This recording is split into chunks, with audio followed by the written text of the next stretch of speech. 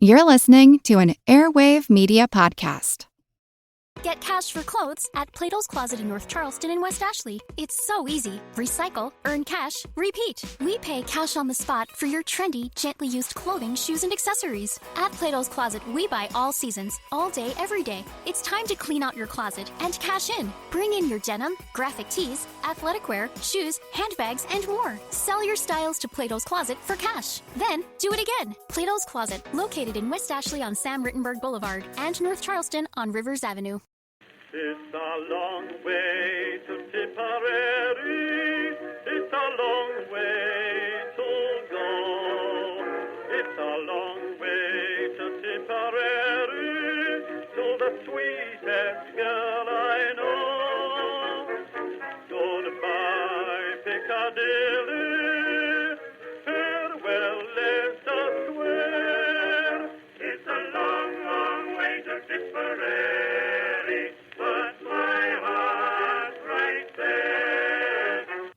Hello everyone, and welcome to History of the Great War, episode 144, Passchendaele.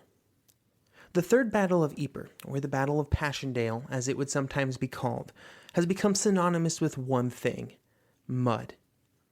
Most of the battle would be fought in situations that seemed completely impossible, and yet the British army persisted in the attack. Of course, attacking through mud that would literally swallow a man or a horse was not the plan from the beginning, and while the mud would raise its brutal head in August, when the battle began in July, the situation was far closer to ideal. The goals of the attack were, much like previous British attacks, lofty, with hundreds of square miles of Belgium to be captured, and maybe even the war decisively changed. To accomplish these goals, the British would assemble thousands of artillery guns on a length of front that was just 15 miles wide, resulting in double the density of the artillery that had been unleashed on the Somme in 1916. And this time, the artillery would fire 4 million rounds of ammunition before the infantry even took one step forward, or at least tried to. When weighed against the objectives, the attack would be a monumental failure, and it would certainly be remembered as such. But after the campaign was over, and especially after the war, the question became who should be blamed. Somebody had to have made a mistake, right? How could such a disaster have happened if somebody had not royally screwed up? The participants at the time generally either shuffled blame, like Lloyd George would do, or would claim that the offensive was accomplishing the goal of killing Germans, which is what Haig would do. Lloyd George, who in 1917 was at the head of the British government, would defend his position after the war, and in 1932 he would have an interview with Liddell Hart, where he would say that he did not believe that he could put a stop to the offensive, because if he had, he would have been blamed for spoiling the chance for a decisive British success. On his side, Haig would also claim that lengthy sets of attacks were necessary due to the state of the French army and the Russian army as well. The French had experienced mutinies in the early summer of 1917, and they were still recovering in July, and that whole Russia situation was in flames. After the war, historians have had varying explanations and evolving opinions about the battle itself. Modern scholarship has come a long way from the lions led by donkeys myth that was so persistent for most of the 20th century. But even the most revisionist historians find it hard to give Passchendaele high marks. Even if you want to have a positive outlook on the battle, the mud, the clinging, suffocating, bottomless morass of misery that is so prevalent in first-hand accounts is hard to ignore. Over the course of the next several hours, we will be telling the story of this battle. I encourage everyone to try and go into the story with a mind free of preconceptions as we try and figure out what actually happened. We will take our time as we look at not just what happened on the battlefield between July 31st and November 10th, but also how the entire story began, what the British hoped to achieve, how entire sections of the plans did not even happen. We will then move on to how both the British and Germans reacted to the reality of the situation after July 31st. Our story today, though, right now, begins about as far away from the mud of 1917 Flanders as you can imagine, because it begins way back in 1914, when the germ of the plans for 1917 began. As with all large military efforts, there were many goals for this offensive, which would be the largest in British history. And originally, those goals began with no mention of Passchendaele, no mention of places like Messines or Gelliveld or Langenmark or the Menin Road. All of that would come later. For 2 years, all of the planning for an attack in Flanders revolved around one thing: the capture of the Belgian channel ports. The plans would at various times call for the largest amphibious assault in history, and it would be considered more important than the attack at Ypres. In fact, the attack at Ypres was just a setup for the amphibious attack on the coast. Some of you may know a good amount about the history of the war, and right now maybe you're searching in your memory for this amphibious landing, and if you do not remember it, that's just fine, because it never happened. But how it came about and why, and then the reasons that it never actually happened, are critical to understanding why 450,000 British and German soldiers were killed, wounded, or went missing in the mud of Flanders in late 1917. And so we begin our story not in 1917, not in Flanders, but in August 1914, with the Germans having pushed through Belgium on their way to the Marne, and in the process having captured the Belgian ports of Ostend and Zeebrugge. Right from the start of the war, the Royal Navy was involved in the defense of Belgium. There was even a unit of the Naval Infantry Division landed at Antwerp before it fell to the German army. While there was some level of compassion felt for the Belgians, which led to these British efforts to save the country, there was also the more important matter of the Belgian channel ports. The two most important of these were Ostend and Zeebrugge, both of which were at the top of the mind for the Royal Navy. The concern was that if the Germans had access to these ports, they could then use them to restrict British access to the English Channel, and therefore control sea traffic to the continent, a situation that would greatly hinder British military efforts in France and Belgium. In fact, the Germans would base several submarines and destroyer squadrons out of these ports, so the Royal Navy's concerns were somewhat warranted. In late 1914 and early 1915, this situation resulted in many discussions about a way that the Royal Navy could reduce the effectiveness of these ports for the Germans. Generally, this involved landing some troops at one or both ports to try and sabotage them in some way. These discussions never really progressed far, due to the effect that Gallipoli would have on monopolizing Royal Navy resources, and also reducing the confidence in amphibious landings. With any British response delayed out of early 1915, the Germans continued to improve, expand, and fortify the port facilities and make them more useful, but also less vulnerable to British attack. This fortification came mostly in the form of shore-based guns in well-fortified positions, which would be capable of beating off any British ships that came too close, or at least making them pay very heavily. The growth in the capacity of the defenses of the ports would cause the British to have to reevaluate any efforts at attacking them. But they found it difficult to just ignore them entirely, especially as the German U-boat threat continued to increase as the war continued, eventually coming to a climax in early 1917. February to July 1917 were some of the best months ever for German U-boats, and the British were desperate for anything that could slow down the sinkings. This desperation put a certain urgency in the efforts to neutralize the Belgian ports that would help propel the amphibious operation forward. Before detailed planning would occur, there were a few requirements that everybody on the British side would agree upon. The first was that it was impractical to try and land troops from the sea unless there was a significant success by the army. In their dreams, they hoped for a true breakthrough of the front, something that they all believed was still possible in 1915. But it would be at least enough to have a decent success so that the Germans were forced to concentrate their reserves against it instead of being able to throw them against the landings. It was then also believed that the land attack would have to happen somewhere near the coast because the two efforts had to be mutually supporting. If it was too far to the south, the effects of the two attacks could be isolated and dealt with separately. This requirement significantly narrowed the scope of where the British could attack. While the two attacks would support each other and maybe even eventually meet up, they also had to be self-supporting. This resulted in the naval attack not being considered some subsidiary or secondary attack, even though Haig would at times treat it as such. The men in charge of the naval operation, both from a planning and execution perspective, considered it a full primary operation, with its own goals, problems, and solutions separate from those of the land action.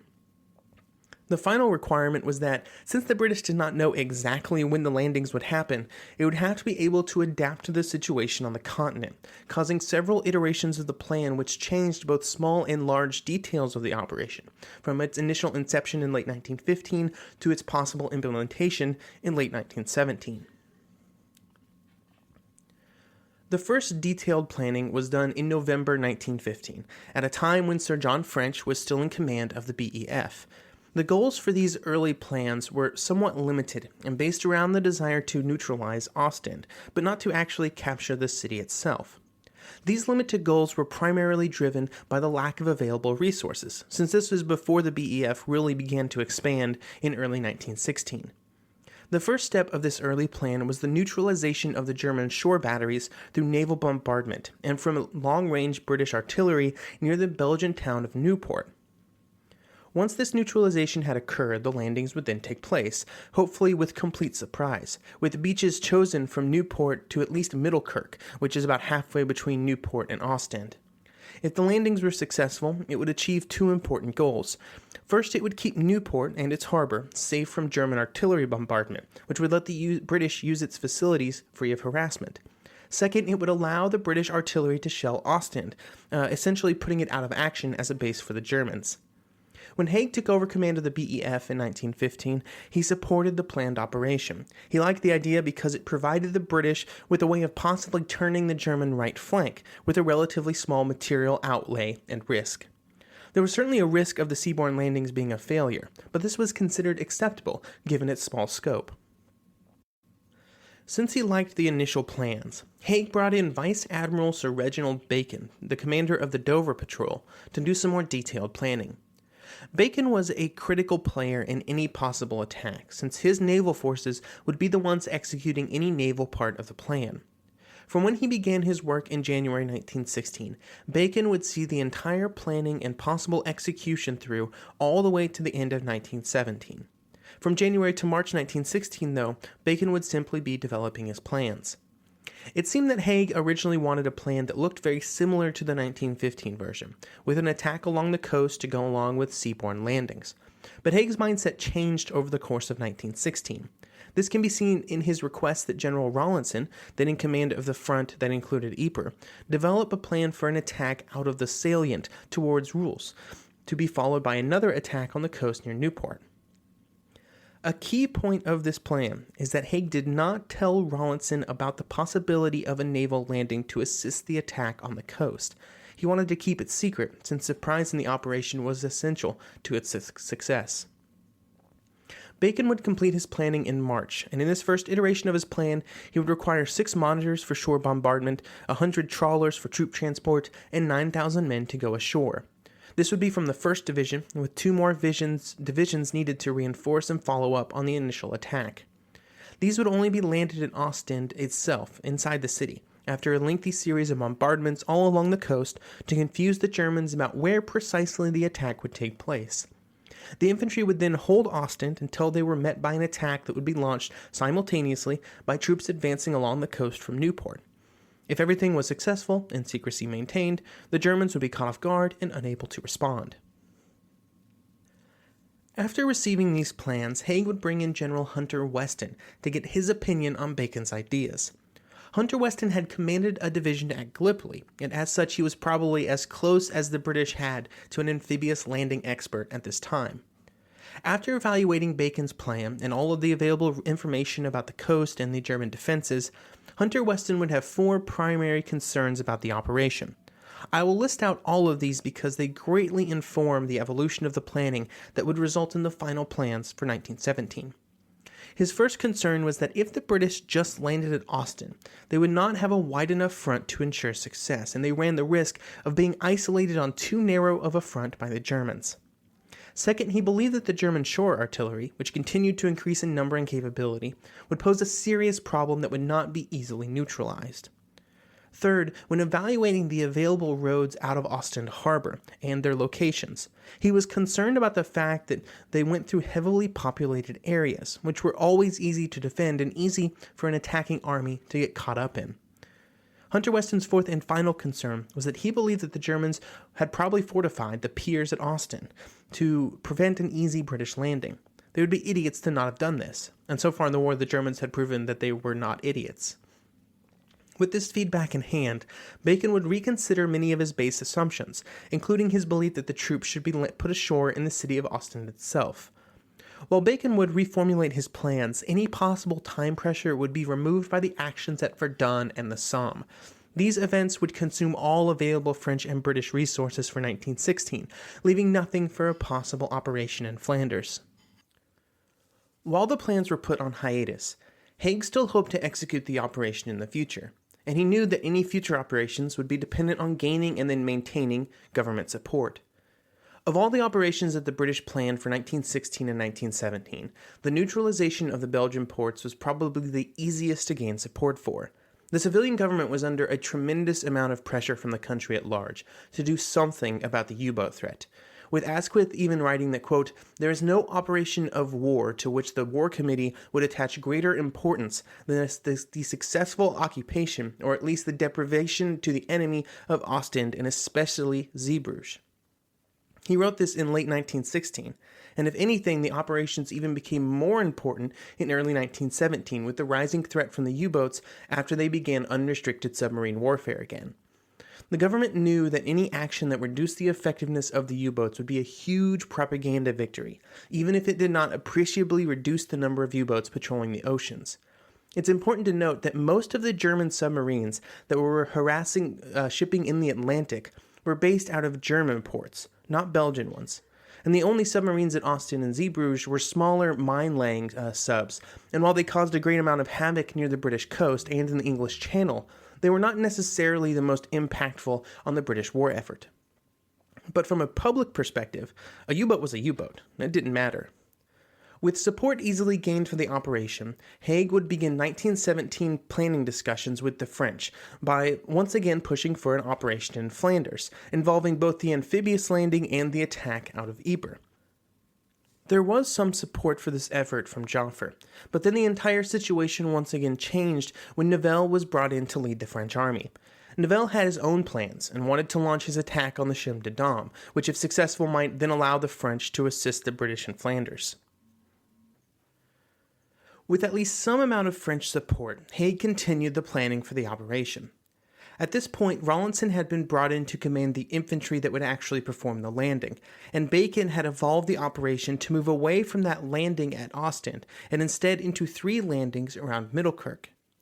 When meeting with Rawlinson, Haig made it clear that if the landings were successful, they would be reinforced, an attack would be made along the coast at Newport, and if all went well, these coastal attacks could become the primary focus of the BEF. Even with the move away from Ostend, there were still some problems that would have to be solved for the landings to be successful. The first of these was that the monitors, which would be used as sea-based artillery platforms, were very slow, which meant that they would be very vulnerable to shore fire. The second was around the weather. The plan involved the use of a smoke screen to conceal the landings, but this required the proper wind, and they also required the proper tide, since only a high tide would position the landings correctly. And as a third requirement, it also had to be on a night with no moon to reduce German visibility even further. This was quite the series of events that would have to happen. The third major problem, which would still be a concern even if everything else was perfect, was the seawall, which was particularly high on this part of the coast. The seawall was such an obstacle that the Germans considered it impassable, which caused them to reduce their defenses in the area. The plan called for 5 days of preparations between when the order was given and when the landings would actually occur, and it would involve over 13,000 men having to be put in position to load and then transport and then unload both infantry and then 9 tanks that would go along with them. All channel traffic would be halted on the night of the operation, and the monitors and pontoons would both be transported to Dunkirk 4 days before the operation started for loading and final preparations. Once this happened, it would become far more difficult to keep the operation a secret. Secrecy was believed to be absolutely critical to future success, maybe the most important factor. This plan would be the final evolution of the plans from 1915 and 1916, and would be what the British infantry and navy would train for in the spring and summer of 1917. This training would be done by the 1st Division. To maintain secrecy, the troops were moved to an isolated camp and then essentially quarantined inside of it, with the public being told that there was an epidemic raging in the area. Once the men were in the camp, they attempted to prepare as best as they could for the coming operation. Some of this preparation was physical, with a replica of the seawall built so that they could practice climbing it. The climbing practice was important because the men would not just have to climb the seawall, but they would have to do it in full battle gear, which weighed over 50 pounds. In just a few weeks of practice, almost everyone was able to get over the wall, which was a good sign. The second part of the preparations was mental, and in this, the men of the 1st Division were greatly assisted by the lessons learned from the failed Gallipoli campaign. One of the issues in the Gallipoli landings was the lack of knowledge transfer between officers and men, which meant that when one officer was killed, injured, or simply landed on the wrong part of the beach, those that were present did not really know what to do or what they were trying to accomplish. This was an easy problem to solve, and time was spent making sure that every part of the plan was known by as many participants as possible. There was also a much greater emphasis put on making sure that the men on the beach could communicate back to the officers stationed on the ships, and therefore with Rawlinson and his staff. With all of these concerns addressed as much as possible, it was then critical to find the precise right time for the landings. This was more challenging than might be first expected due to the lengthy set of requirements that we discussed before around the tide and the moon and the wind, but there was a date, August the 8th, that was initially targeted. This would then quickly be pushed back to August 24th, the first of what would be a lengthy series of delays. While the men were training for the landings, the British engineers were working on improving the landing vessels that would be used. They would eventually land on a concept of large landing pontoons, which would have landing ramps on the front, much like those that you may be used to from World War II. These pontoons were large enough that tanks could be carried and therefore landed with the first waves of infantry, an element that was believed to be critical to the success of the attack. These tanks would carry specially made ramps designed to help them over the seawall. All of this construction and engineering work would be done by late May, with plenty of time for training.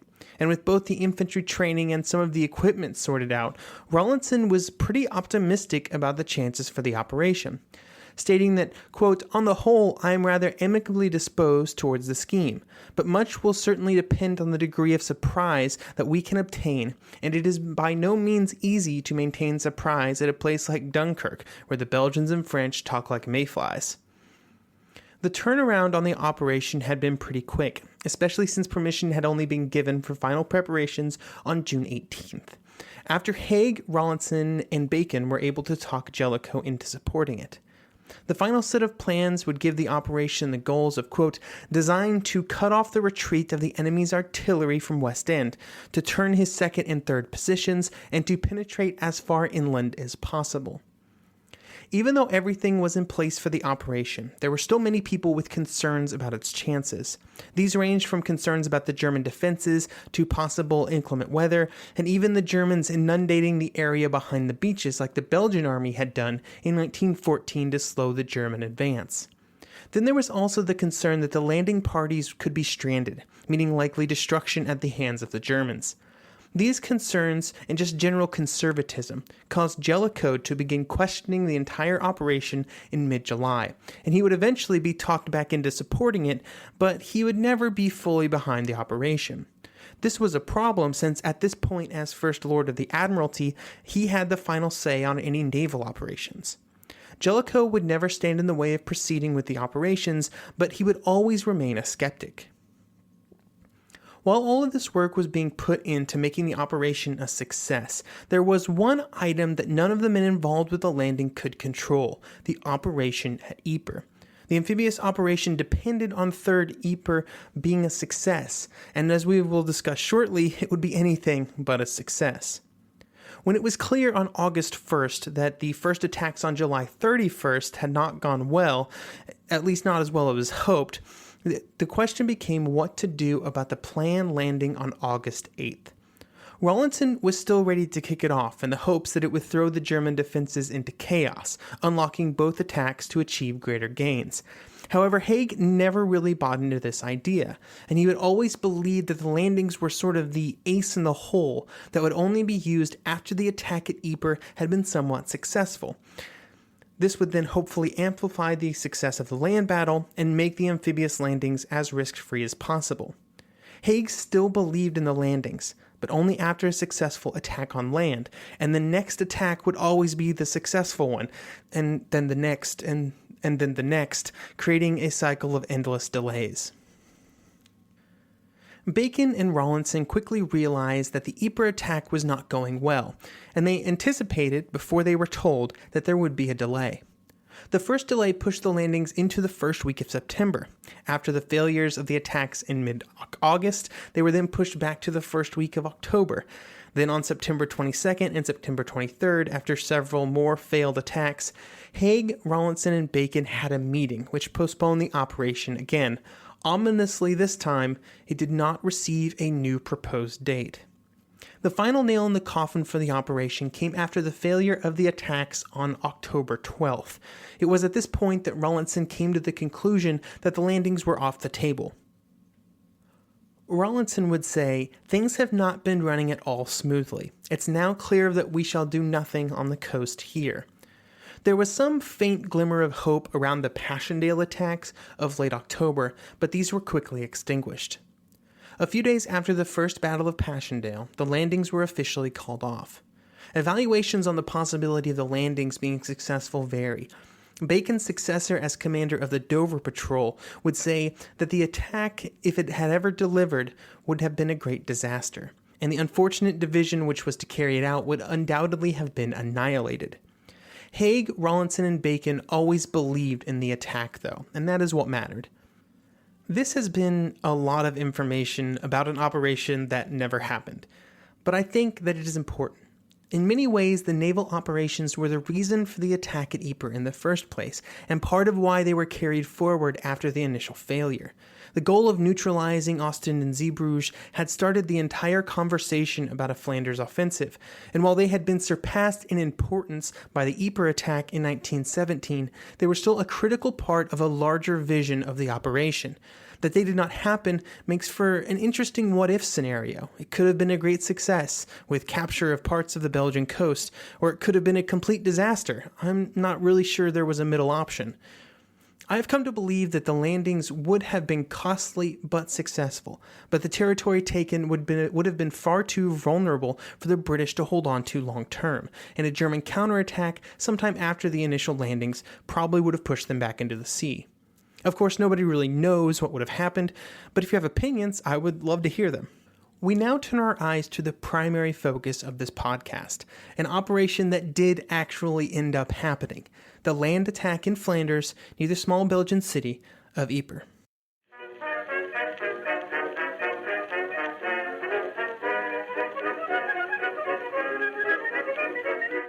This podcast is only possible due to the support of people just like you.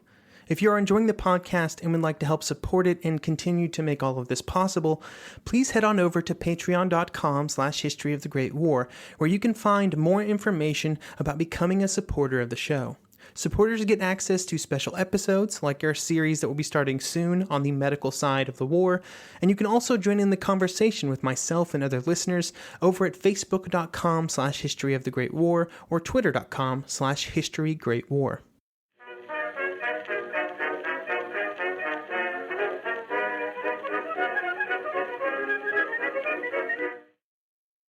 Much like the coastal landings, the origins of the attack out of the Ypres salient began way back in 1915, when Haig took command of the BEF. He had always wanted to attack in Flanders. In 1916, he almost got his wish, only to see it pushed aside in favor of a joint Anglo-French attack on the Somme. 1917 would be different, though, and Haig would not be denied his attack, especially after he agreed to support the French offensives in the spring with his own attack at Arras. While he would agree to assist the French, Haig does not seem to have believed in Neville's offensive theories. He would write a letter to General Robertson back in London in April to say that Neville has attached too much importance to what is called breaking the enemy's front, Instead of aiming at breaking through the enemy's front, aim at breaking down the enemy's army and inflicting heavier losses upon him than one suffers oneself. In this quote, it can be seen that by this point in the war, Haig had evolved his viewpoints on what a successful attack should and could be. Gone were the heady days of 1915 and 1916, when he believed of a grand war-winning breakthrough that was hopefully still possible. Now he believed that it was first necessary to wear down the Germans, to basically kill as many of them as possible before any true progress could be made.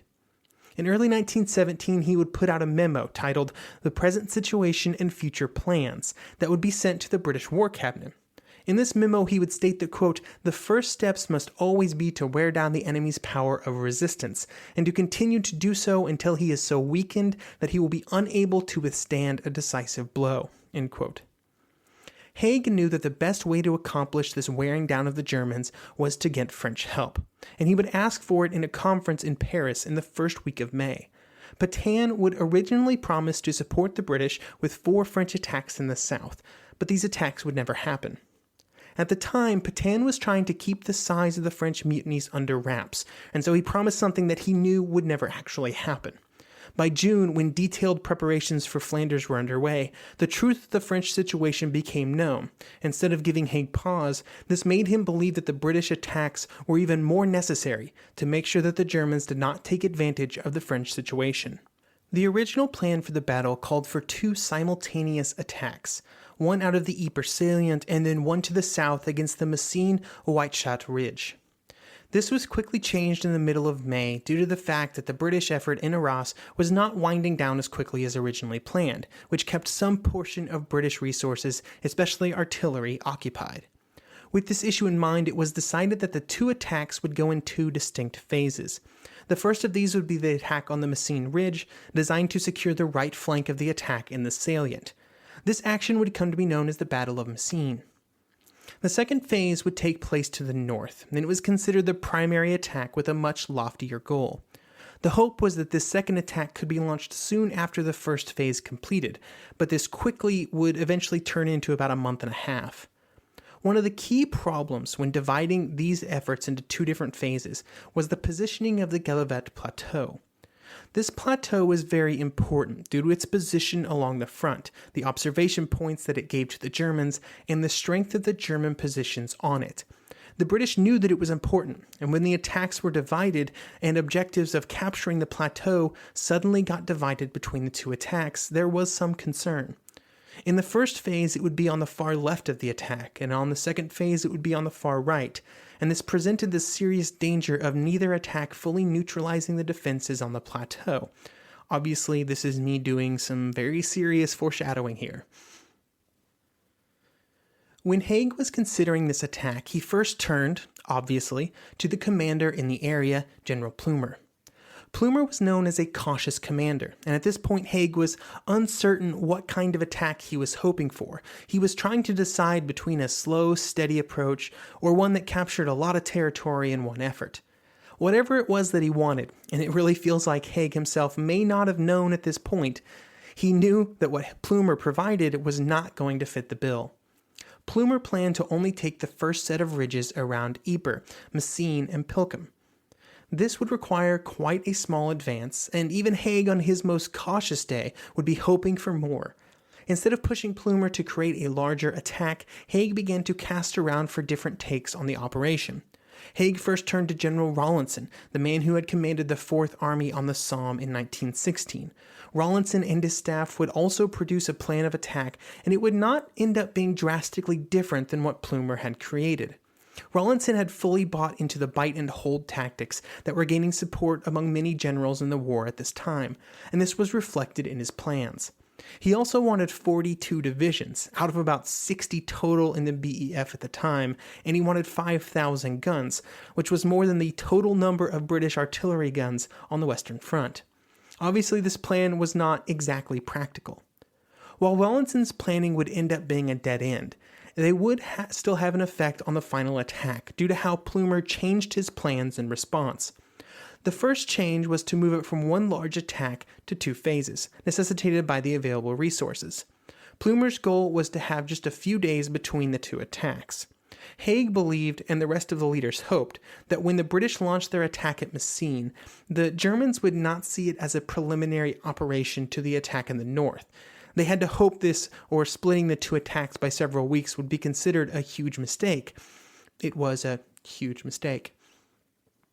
While Haig was now somewhat on board with Plumer's plans, at least for the Messines operation, he still was not quite pleased with the plans for the attack out of Ypres, and so he would bring in another general, and this change would have far-reaching effects. Instead of Plumer commanding the entire front of the attack, he would now be relegated to just commanding the second portion, while a new man, General Gough, would be brought in to lead the second phase of the attack. This broke up the attacks into two different armies, making coordination a challenge.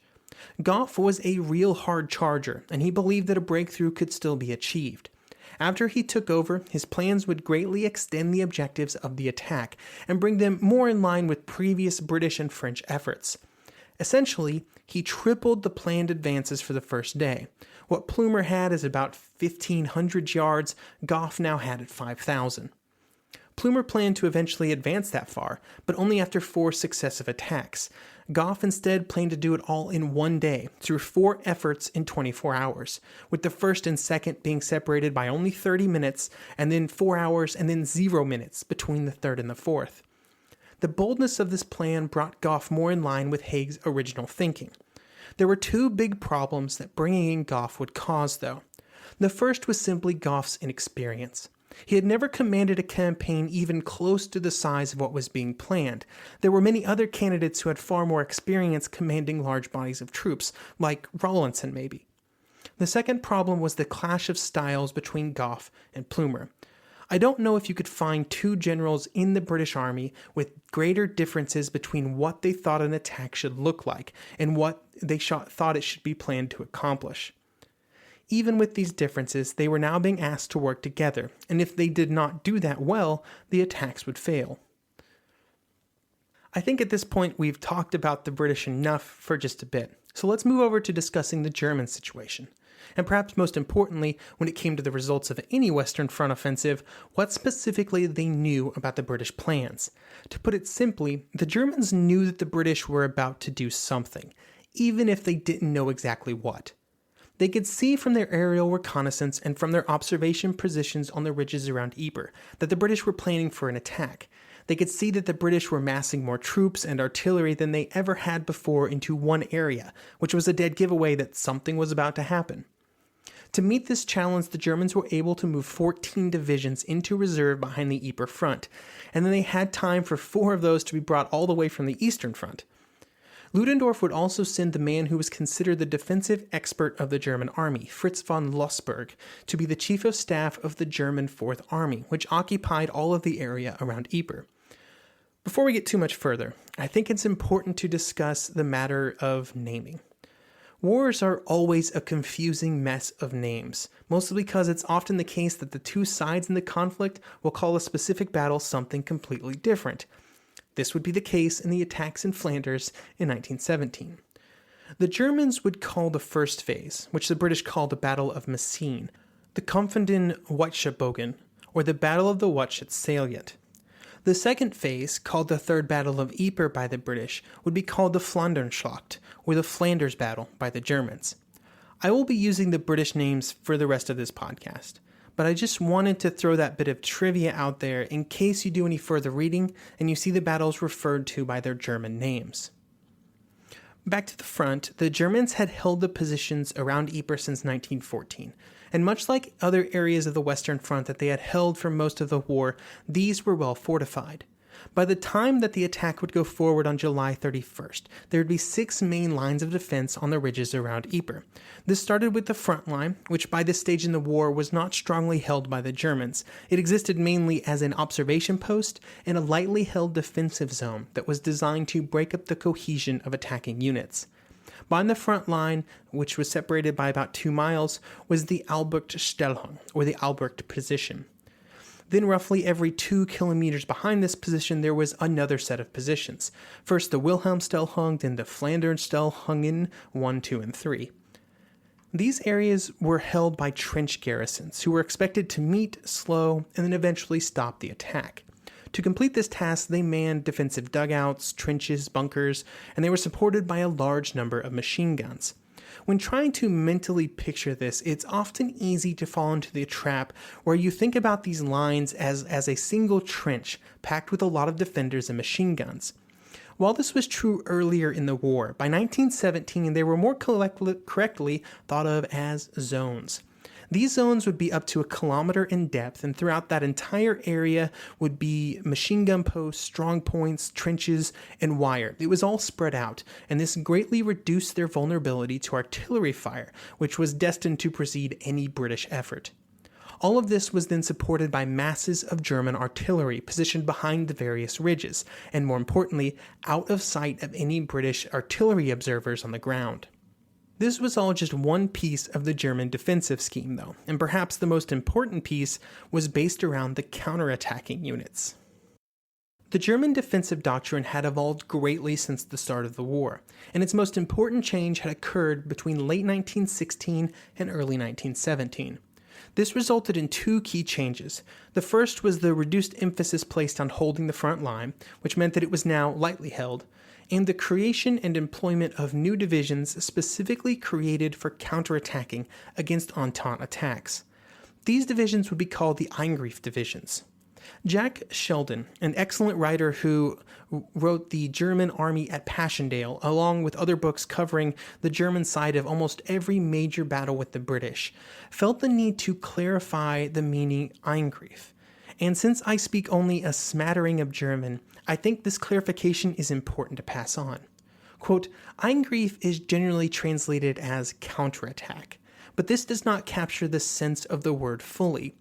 To a German, it includes a sense of intervening decisively or becoming closely involved with.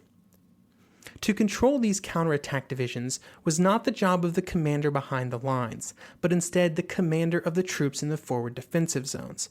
This was generally a battalion commander, so not a very high-ranking officer, but from his forward positions near the main defensive line, he had the authority to issue orders to any of the counterattacking troops behind the front.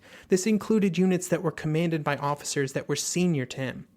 This setup was critical to making sure that the German units reacted quickly and decisively to any attack. This entire defensive system was based around countering the British and French ideologies that had evolved during 1915 and 1916. During this time, they had constantly attacked as far and as deep as they could, stretching their infantry to the breaking point, beyond the defensive cover of their artillery. This would then make them vulnerable to German counterattacks, which would then crush the unprepared British positions. The push and pull between the attack and defensive doctrines on the Western Front would be in full display during the 4 months of the Third Battle of Ypres, with both sides being required to quickly adapt in ways that they did not expect to have to. We shift now to one of the most unique battles of the war, the Battle of Messines, which would be Phase 1 of the British plans. This attack would be led by General Plumer, who had the advantage of having been in command of this area of the front for 2 years. During that time, he had obviously given a good deal of thought to the attack and about how he would launch it. All the way back in 1915, Plumer had ordered a tunneling program to be started, and in 1916 he expanded that program into the largest mining operation of the war. The British miners would develop 20 shafts reaching out under the German lines, with the longest one being half a mile long. One of the shafts would be discovered by the Germans, but 19 would be completed and ready for the attack. In the lead up to the attack, the British would place 1 million pounds of explosives in the tunnels to be detonated right before the infantry attack. The British use of mines at Messines was not a completely novel approach, and the Germans were well aware that the British used mines before attacks. Generally, these mining operations were met by counter-mining operations, but in this case, the Germans had some problems. The German miners had trouble handling the conditions in Flanders as they tried to dig their defensive tunnels. The ground under the lines on Messines was difficult to tunnel through, especially the water-bearing layer, which had the consistency of quicksand. It would take the Germans all the way until September 1916 to develop a way to get through this underground layer, and the only solution that they had was to use the creation of large concrete shafts that were both time-consuming and labor-intensive to create.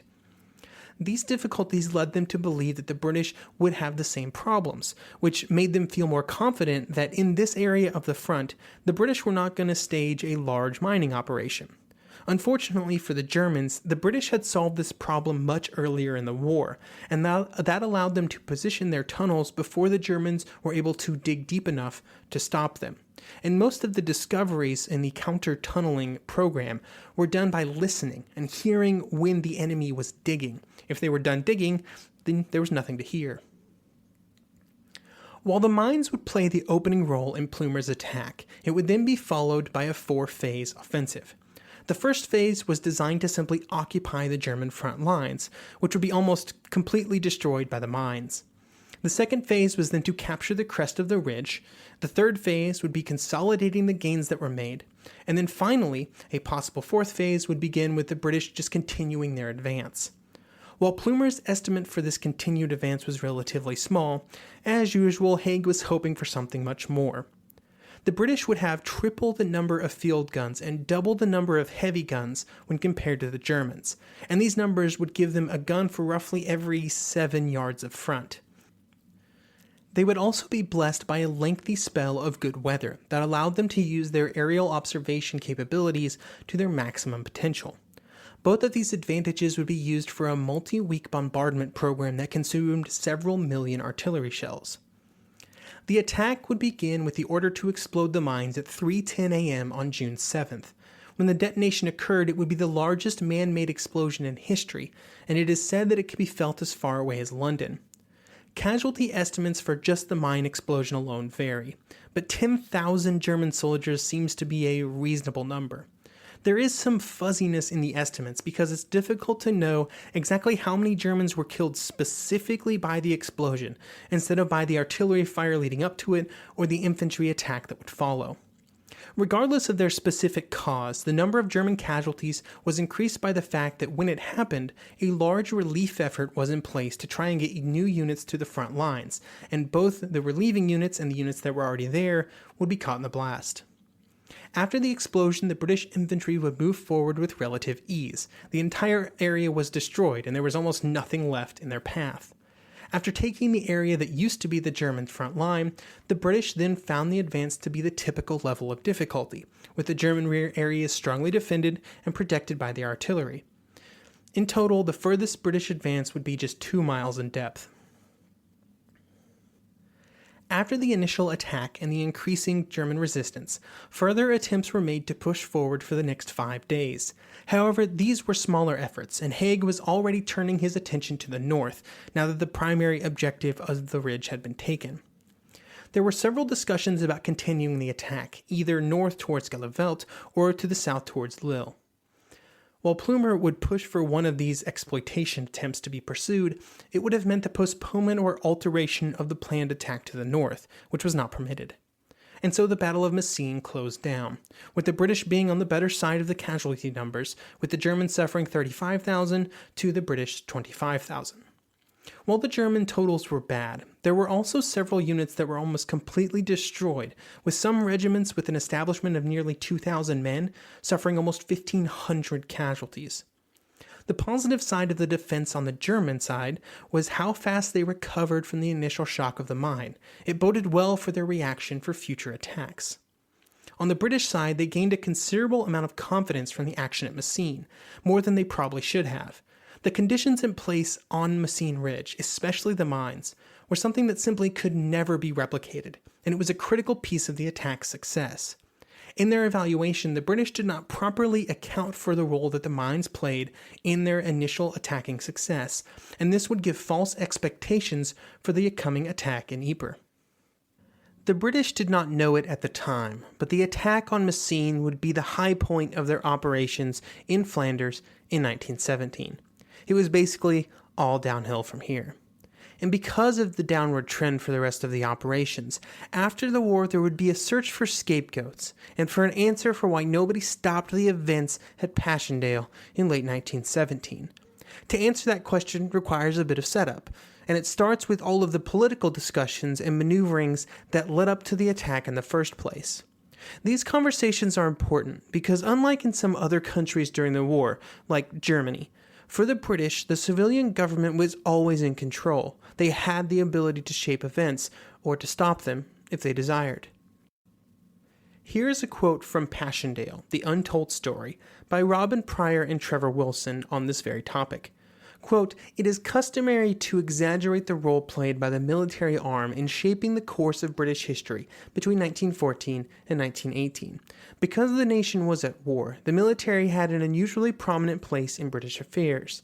Further, these years were beset by instances of decision-making which seem to epitomize military obtuseness, and so are adjudged of military origin." End quote. But even though the military takes an oversized role in most stories, including this one, Haig and the British Army were not at the top of the pecking order in Britain at this time. The government, led by Lloyd George, had the ability to shape events, but rarely chose to do so. The civilian leadership was well informed of events on the Western Front, from both General Robertson, Chief of the Imperial General Staff, and Haig himself. And while at times they would be given incorrect information, it was almost always information that the British military leaders fully believed to be true. In the lead up to the attack, Haig would make several trips to London to discuss his future plans and to answer many questions about the situation at the front and how his plans interacted with it. During these meetings, the civilian government had the ability to say things, had the ability to change things. Let's see what happens. Many of these meetings would be held with the War Policy Committee, which was created in June 1917. This committee was made of several high-ranking British politicians, with Lord Milner, Lord Curzon, Jan Christian Smuts, and the Chancellor of the Exchequer, Andrew Bonar Law. And also, General Robertson would be a prominent member. While the committee would first meet on June 11th, it would be its meetings that began on June 19th that would be the most important to our story. These meetings, which would last for 3 days, would see Haig appear before the committee to explain his upcoming plans in pretty good detail, and then ask for the support of the committee. After Haig had outlined his plans, Lloyd George launched into a lengthy set of questions. Lloyd George was never a true believer that the Western Front would be the best path to victory, and the situation in Russia and the growing uncertainty in the French army made him even more concerned about a large offensive effort. His questions, which stemmed from these beliefs, were by all accounts relentless. Haig was, as always, quite confident in his plans, and he stated that the Russian and French situations just made it more important for the British to launch into action to prevent the Germans from taking advantage of one of their allies. Haig would then invoke the great excuse, his great out when he was met with criticism for his larger plans. He would say that if it did not start off well in late July, it could be called off quickly. If anyone out there knows of a single modern military campaign of any size where the commander just decides to call it off just because it wasn't instantly successful, even though he said he would, please hit me up at historyofthegreatwar@outlook.com, because I cannot come up with an example. While Lloyd George would always have his concerns, at the end of the day, he and the rest of the committee would not refuse to support Haig's plan. He would later claim that as a civilian, he did not think that he should impose his strategic views on his military advisors. However, at the root of the problem was that Lloyd George knew that if he stood up to Haig and Robertson on this specific item, without a broad base of support from the rest of the government, he would likely become very vulnerable to replacement. Such vulnerability would probably see him out as prime minister and certainly negatively impact his future.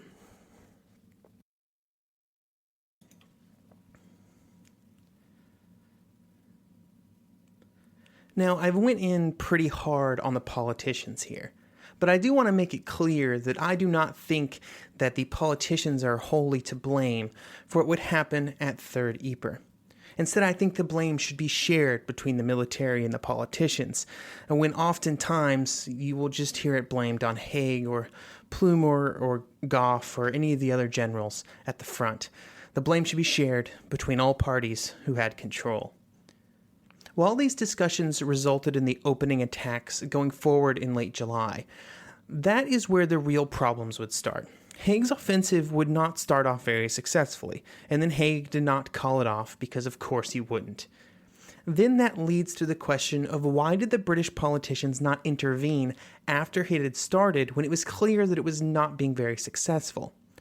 When considering this question, it is interesting to find out that the War Cabinet and the War Policy Committee did not actually discuss the actions in Flanders very much. Over the course of August and September, they spent most of their meeting times discussing the situation in Russia and Italy. Most of this revolved around actions that the governments thought that they could take to send aid to these two countries. When they did get to Flanders discussions, the biggest concerns were around casualties that the British were suffering. There were three problems with these casualties. The first was that the British and the colonies were coming into a serious manpower crisis. To put it simply, at the current rate of attrition, the British would have problems filling the ranks of the army in early 1918.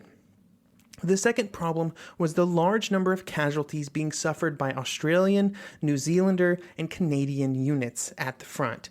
There was also some concern in London about the support for the war in these former colonies, and as the casualty lists grew, this concern would also grow. The final problem was simply the rumors that were swirling around the country. These rumors often greatly exaggerated the number of casualties and were having a devastating effect on morale on the home front, morale which was already on a downward trend due to the war exhaustion and the U-boat campaign. The army would wave off concerns about casualties, pointing to the fact that surely the German casualties were much higher, and they did not have nearly the reserves that the British did. This excuse, the constant belief among the generals that they were just one more push away from being done with the attack, and the concern in the government that they would be stopping the best British chance for a victory, meant that the attack would continue for many long months. But now we are just getting ahead of ourselves. Before we talk about how the battle would be drawn out to its bitter end, we have to go back to its bitter beginning.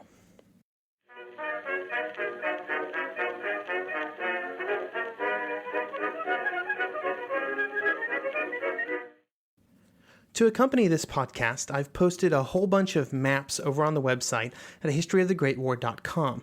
You can also find a complete source list and a full transcript of this episode, along with all of my other episodes. On a more important note, many gallons of coffee were consumed over the course of writing this episode. If you are enjoying this episode, but do not want any long-term entanglements with Patreon, which could possibly lead to war due to some silly event in the Balkans, you can head over to buymeacoffee.com/greatwar and throw me a tip for the episode. That's buymeacoffee.com/greatwar. The one truth about human history is that change is inevitable. But the one thing that has never changed is that humans need food to survive. There are many ways to get that food, but one of the easiest ones is Factor. Factor delivers ready-to-eat meals right to your door. All you have to do is heat them up and dig in. In 2 minutes, you can be eating tasty keto or vegan options, or any of their 35 options that they have available every week. So you can choose maybe the cheesy garden herb chicken, maybe the Santa Fe green chili beef skillet, or perhaps the Caribbean spiced tofu. It is all delicious, and if you have a bit of a sweet tooth, Factor still has you covered with a wide range of snack and smoothie options. Chocolate mocha cheesecake, snickerdoodle macaroons. Any of that sound good? And don't worry, even the tasty stuff is dietitian approved. Head over to factormeals.com/GW50 and use code GW50 to get 50% off. That's code GW50 at factormeals.com/GW50 to get 50% off. Get cash for clothes at Plato's Closet in North Charleston and West Ashley. It's so easy. Recycle, earn cash, repeat. We pay cash on the spot for your trendy, gently used clothing, shoes, and accessories. At Plato's Closet, we buy all seasons, all day, every day. It's time to clean out your closet and cash in. Bring in your denim, graphic tees, athletic wear, shoes, handbags, and more. Sell your styles to Plato's Closet for cash. Then, do it again. Plato's Closet, located in West Ashley on Sam Rittenberg Boulevard and North Charleston on Rivers Avenue.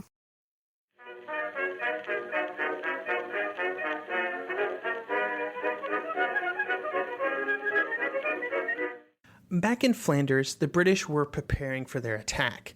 To carry out the attack, Gough had access to 17 divisions, with just as many ready to move in to support the offensive. There would also be 2 French divisions on his northern flank, which would support the British with a flanking attack. Joining the infantry would be 130 Mark IV tanks, which, while potentially very useful, would have issues in the muddy battlefields.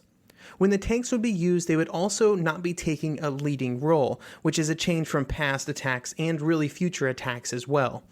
Instead, the tanks would move forward with the second wave of infantry, and they were tasked with destroying any remaining German strongpoints while the infantry continued forward. The attack would also be well supported by the Royal Flying Corps, who were in a much better place in terms of matching up with the Germans by this point in 1917. This is a topic that we will cover in more depth in future episodes. In mid-July, the original date for the attack would be pushed back 3 days, to its familiar July 31st start date. This delay was due primarily with concerns voiced by Gough about getting the artillery ready in the current state of the French troops to his north. While the attack would see the infantry go forward, supported by tanks and with proper air cover, the most important piece of the coming attack was the artillery. To execute his plan, Gough would have roughly 750 heavy guns and 1,400 field guns. These numbers are a little fuzzy. There seems to be a pretty good variance in the exact number of guns present, with anywhere between 1,500 and 2,300 being given in the sources that I've read. My assumption is that these discrepancies are due to some confusion about how many guns were present on the opening days of the attack versus batteries that were moved in as the battle progressed, but that's just my assumption. Regardless of the precise numbers, whether it's 1,500 or 2,300, it was a lot.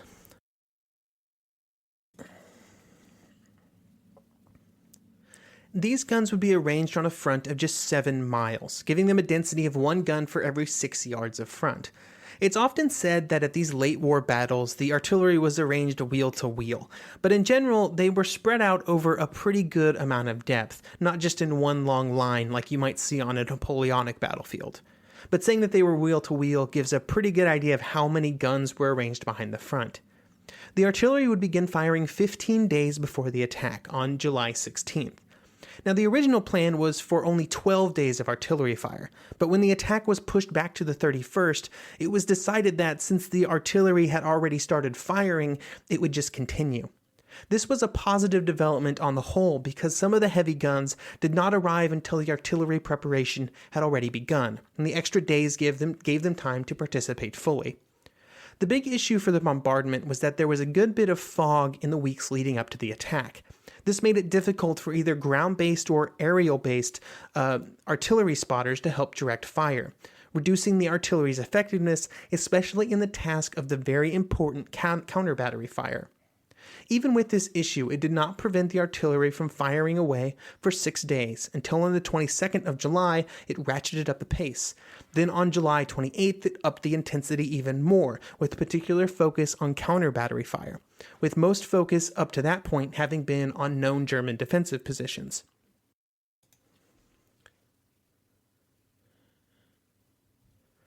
By the time that the attack went forward, the artillery had fired somewhere north of 4 million shells.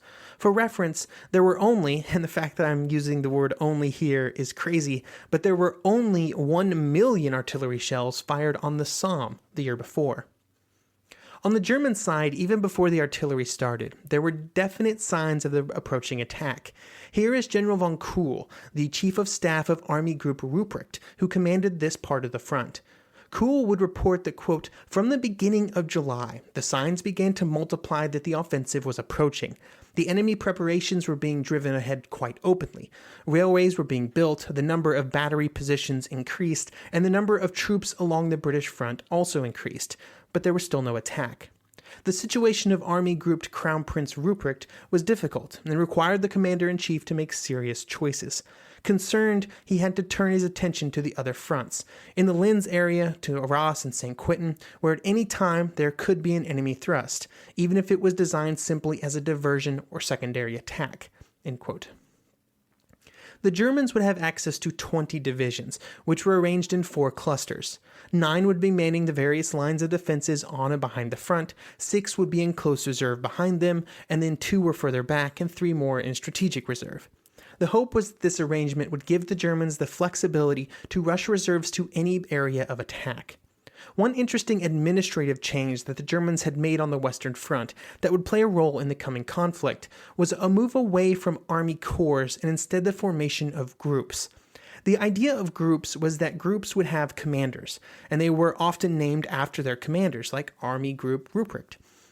And they would be designated to stay on one area of the front. While the group and its command structure stayed in one area, divisions were moved in and out of the group as necessary. The hope was that this would provide greater flexibility and stability for divisions as they rotated in and out of the front lines, since they would be under the command of a group which had experience in the area and was fully aware of the situation. This move, and others like it, were important to the Germans as they had to increase their flexibility to make up for their numerical inferiority in the West in 1917.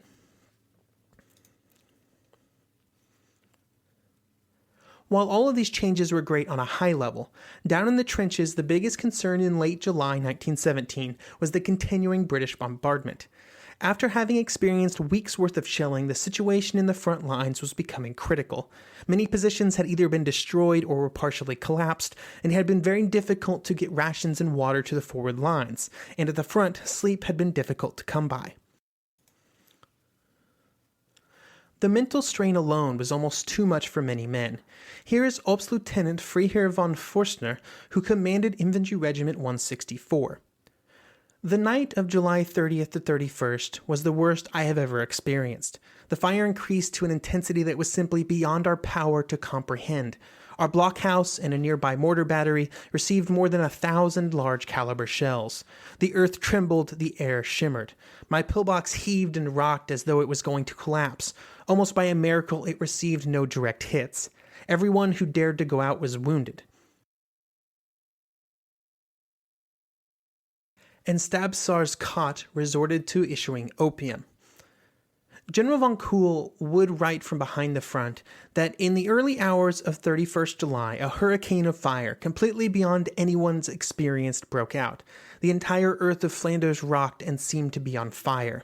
This was not just drum fire, it was as though hell itself had slipped its bonds. What were the terrors of Verdun and the Somme compared to this grotesquely huge outpouring of raw power? The violent thunder of battle could be heard in the furthest corner of Belgium. It was as though the enemy was announcing to the world, "Here we come, and we are going to prevail." Behind the front, the German artillery would also be taking a heavy beating at this point.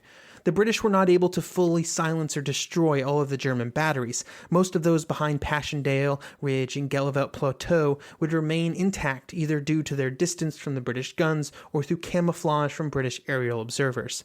The British counter-battery efforts were the least successful here in the south, and the German guns in this area would cause serious problems when the attack began. The attack would begin at 3:50 a.m. on July 31st.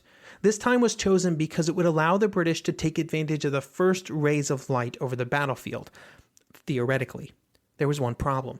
On July 31st, there was a thick cover of clouds that meant in reality, the attack went forward in almost complete darkness. In general, the attack was more successful in the north, and then steadily less successful the further south you go on the battlefield. This meant that in the north, the French met their objectives. Then to their south, the British 14th Corps came within just 1,000 yards of theirs. For the 14th Corps, this meant a pretty good advance, since their final objectives were 4,000 yards away from their start lines. In the center, there was similarly good progress. Here, the 18th and 19th Corps made a steady advance, with both achieving their first string of objectives in good time.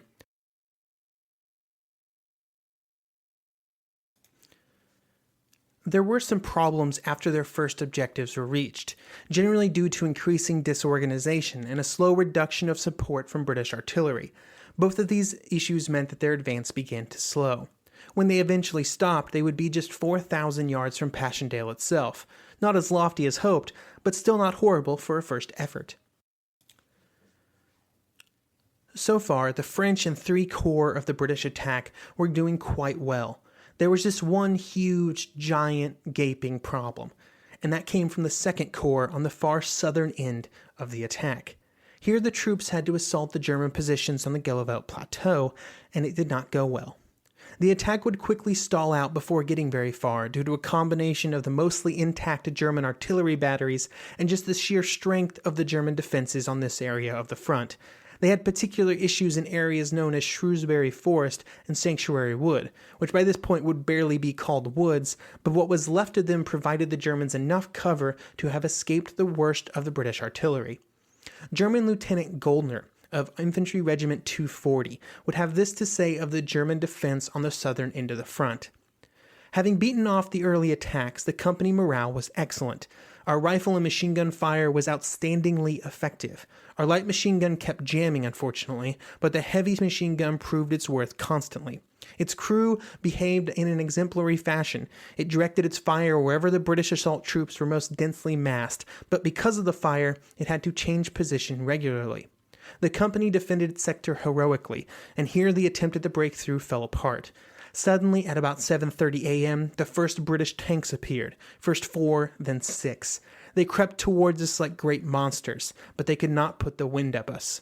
We had come across them on the Aisne and had seen them littered and knocked out. Let them come. By late morning, the British in the south were basically stopped in their tracks, and they were disorganized enough that further efforts on the first day would not prove to be any more effective. With the British attacks now slowing down, it was time for the Germans to enact the next part of their plan, the counterattacks. The forward units had fought hard through the morning, and even where they did not stop the British attack, they at least slowed it down and, more importantly, began to sap the British units of cohesion. With the British having moved themselves away from their protective artillery and deeper into the German defenses, by early afternoon it was time for the Germans to strike. There would be 6 Eingrief divisions moved up to the attack, with the largest of these being targeted towards the center of the British line, where they would fall upon 3 of the British divisions, none of which had had time to properly organize and consolidate their positions.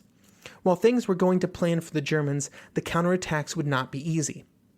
There were 2 main problems that were difficult to overcome. The first was centered around communication. It was difficult for the German units holding the line to properly stay in touch with those units behind and to pass information about British movements and locations. The second problem was keeping the Eingrief divisions in touch with each other as they moved forward and into the area hit so heavily by the British artillery before the attack. The second problem was the British artillery. As the counterattack began, they were outside of the range of at least some of the British guns, but in the areas where they had success, they soon found themselves moving right back into the teeth of the British and French artillery strength. These were the masses of artillery support that had made the opening attack successful, and now the Germans were trying to attack back into it.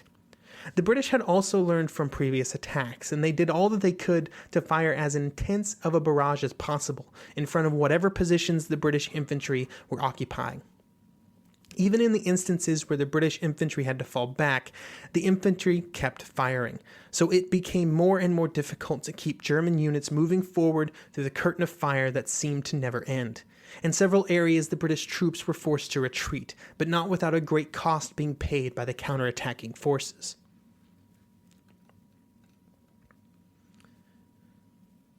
The British had not been properly prepared for the Germans' attacks, and it would cost them some of their gains from the morning. Even with these setbacks, the British had captured roughly 18 square miles of German-held territory, with the largest advance being a bit over 3,000 yards, or about 3 kilometers. For these gains, the British had sacrificed 23,000 men as casualties. Losses were also heavy on the German side, but definitely less than that 23,000. What was important on August 1st was not just the top-line number, though, but instead how it had affected the fighting strength of the divisions that were on both sides of the line. British divisions and German divisions had suffered heavily on July 31st, but they would have to continue their fighting, and while reinforcements were on their way for both sides, they would not appear instantly. As these reinforcements would begin to arrive, it would begin the slow and steady grinding through of divisions as they came into Ypres, were destroyed, and moved out, much like what had happened with the French at Verdun. Here is a good report from the German side, detailing the number of casualties in the first 2 days of fighting for some of their divisions, and the recommendation on how long they would need to recover. Fighting strengths. 3rd Guard Division, casualties approximately 3,000. The division needs to be relieved and given 2 or 3 weeks rest. 50th Reserve Division, casualties approximately 1,500. The division needs to be relieved in a few days' time and then requires 2 to 3 weeks rest. 221st Infantry Division, casualties approximately 2,150. The division needs to be relieved in a few days' time and then requires 2 to 3 weeks rest. 38th Infantry Division, casualties approximately 4,000. The division needs to be relieved and given 2 to 3 weeks rest. You can see how this churning through of divisions would require constant new troops being brought in, as divisions who had fought so hard were brought out and needed so many weeks to recover. For the British, while the gains had been costly, any gains were good. The problem for the British was that most of these gains were focused in the north, and they were partially sabotaged by the lack of progress in the south. There, against the Gallowelt, the British had advanced just over 1,000 yards, but most importantly, they had not succeeded in removing the Germans from their important defenses on the high ground. Because of this failure, it would be difficult to continue the advance in the north, since they would be under fire from Gallowelt the whole time. Gallowelt would simply have to be dealt with, and it would be, but that would mean further preparations, further artillery expenditures, and more time. August 1st would end up being relatively quiet, as both sides took a bit of a breather before the next big effort on August 2nd. This did not mean that nothing was happening. There were still small bits of fighting along the front, plenty of artillery, but they were mostly saving their strength for the next day. When the attack would restart on the 2nd, it would be joined by the most infamous participant in the battle, the rain. In total, the month of August would have just 3 days in which no rain was recorded on the battlefield, and even on days when it did not rain very much, it still dropped enough moisture to prevent the ground from drying out at all. For the month, the amount of rainfall would be double the average, and while this was bad for any British attack, the state of the ground around the battlefield made it infinitely worse. The area around Ypres had seen 3 years of fighting, and then millions of artillery shells had been dropped on it during July. All of this meant that the natural and man-made drainage systems had been catastrophically damaged. When this was combined with all the nice little pools that were created from shell holes, it meant that there was soon standing water everywhere, and under it a soupy, sucking mud. For 3 days, from August 2nd to the 5th, the French and British forces would try to continue their attack, and the result would be total casualties several times greater than on the first day. Eventually, having made little gain, the British were forced to call a halt to the attack until the rain stopped. Hopefully at that point the ground would dry out, and then maybe things could continue. Even if the British and French were not attacking, it was not like everybody could just go home. Men had to continue manning the front in the muddy hell that it had become. There was also the constant need to move things around behind the lines, whether it was men and supplies moving up to the front, or exhausted men moving back, or just repositioning the artillery. There was no shortage of things to move around in the mud. Nowhere was safe from the mud that could swallow men like quicksand, or the shell holes that could easily drown any person. The only way to do these kind of conditions justice is to go to first-hand accounts. So first, here's a British officer who was stationed in a captured German bunker. Inside, it was only about 5 foot high, and at the bottom there was about 2 foot of water. This water was simply horrid, full of refuse, old tins, and excrement. Whenever shells burst near it, the smell was perfectly overpowering. Luckily, there was a sort of concrete shelf that the Boche had made about 2 feet above ground level. It was on the shelf that 4 officers and 6 other ranks spent the night. There wasn't room to lie down, there was hardly room to sit upright, and we more or less crouched there. Outside the pillbox was an enormous shell hole full of water, and the only way out was over a 10-inch plank. Inside the shell hole was the dead body of a Boche who had been there a very long time, and who floated or sank on alternate days according to the atmosphere. The shell holes were crowded with dead and dying men, the latter crying out for help as they slowly expired. Here is British Sergeant Major J.S. Handley. In my searching, I had come across a pack mule sinking in the mud. His load had been removed, and he had been left so far submerged that when I saw him, it was only the top of his back, neck, and head that were above the mud. I'll never forget the terror on his face, with his eyes bulging out of the sockets. I could not leave him in his agony, so putting to his head a Smith & Wesson pistol I had found, I shot him. While it was difficult to live at the front, it was also a real challenge for the artillery to move around, especially on the British side, where they were being pushed forward to prepare for the next attack. It was not atypical that a battery could spend 6 hours and only get their guns a few hundred yards, and that would be the lightest guns, the 18-pounders. The heavy guns would take even longer. While the attacks in the first few days of August were moving forward, Gough was also planning his next major effort. There would be 2 objectives for the next attack. The first was just to capture the Gheluvelt positions that had not been captured on the first day, and the second objective was to retake the positions that had been lost to the German counterattacks on the first day. This was very much a serious step back, sort of like hunting for a do-over. The constant rain would delay these efforts until August the 10th, at which point the Gheluvelt attack would be launched, and it would result in over 2,000 casualties for basically no gain. The attack across the entire front was then launched on the 16th, and once again, little was gained on the British right or center. It was only on the left where anything was really gained, and there the advance would be just over 1,000 yards, which did allow the British to capture the village of Langemarck. In total, these 2 attacks would cost the British 15,000 more casualties. The real problem in all of these efforts was the complete superiority of the German positions on Gheluvelt. They were just suffocating any attacks in the center or on the right due to their complete vision of what the British were doing. After these attacks, it was clear to most of the British leaders that something had to change.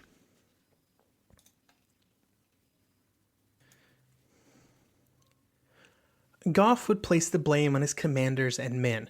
At a conference with his corps commanders on August 17th, he would just straight up blame the men and their inability to hold their ground.